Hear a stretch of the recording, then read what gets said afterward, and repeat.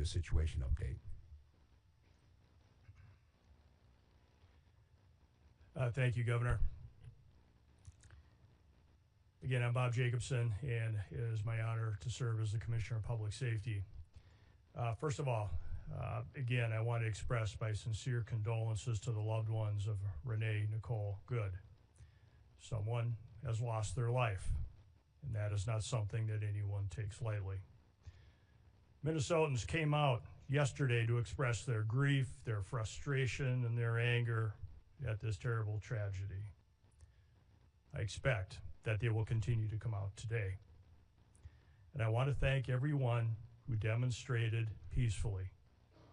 This helped honor Renee's memory and gave her family space to mourn. Minnesota's residents and visitors have the right to demonstrate and to exercise their First Amendment rights. I want to remind everyone that there are safe ways to do so. Our goal is to reduce tensions, to avoid conflict, and to maintain a calm environment. As I mentioned yesterday, we recommend the following safe and lawful ways to demonstrate. Please get together peacefully with others in public areas where pedestrians are allowed. March or walk together in pedestrian areas, please, not on the roadways. Make your voice heard through chants, speeches, and displaying signs. There are a few things I just want to mention very quickly that are unsafe. Because as always, our top priority is public safety, and we cannot allow behaviors that create hazards, threaten public safety, or disrupt emergency services or endanger people nearby. That would include certainly demonstrating on the freeway, walking on highways, throwing objects, setting things on fire, property damage, graffiti, fireworks, illegal weapons, reckless and dangerous driving, or assaultive or aggressive behavior. I know that we all want more definitive answers about that fatal shooting that occurred yesterday. And as we are able to get those answers and dispel rumors and false information, then we can rightfully honor Renee's memory and help her family, loved ones, and our community heal. With that, I'll turn it back to Governor Walz and maybe a few questions.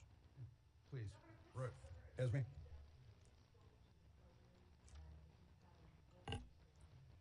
I have not. As I said yesterday, I did speak to Secretary Noem and received a lot of talking points. I will note that I asked Secretary Noem how she would have felt if President Biden had sent 2,000 troops into Rapid City, South Dakota, and she said she would have welcomed them. I leave that for the folks of South Dakota to determine. I've not spoken to the president. I would ask him, first of all, the goal here is to make America safe, is what he said. There is no verifiable evidence that any of this is making America safer.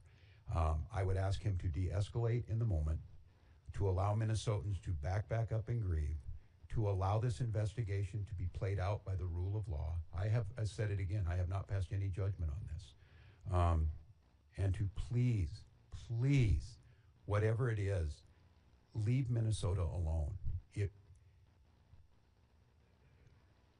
Earlier this week, I don't know if it was if something he wanted or I've already made it clear. I'm exiting the stage here in a year. But I told him I have a year to continue to do what I love dearly and what I believe I've been good at, making Minnesota a better place to live. The number of calls we got today of parents asking if they should send their kids to school or not. Minneapolis had to make what I believe was the absolute correct decision to cancel school. We have students out of learning today.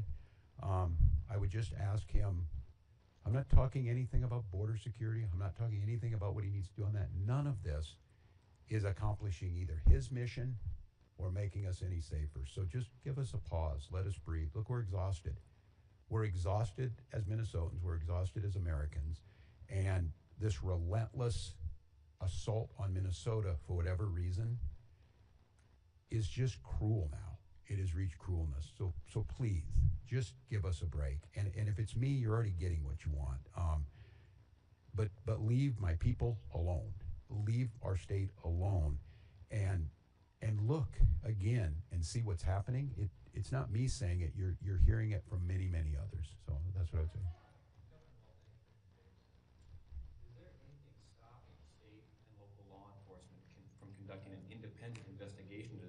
if the federal government does not want to have you have a joint investigation? So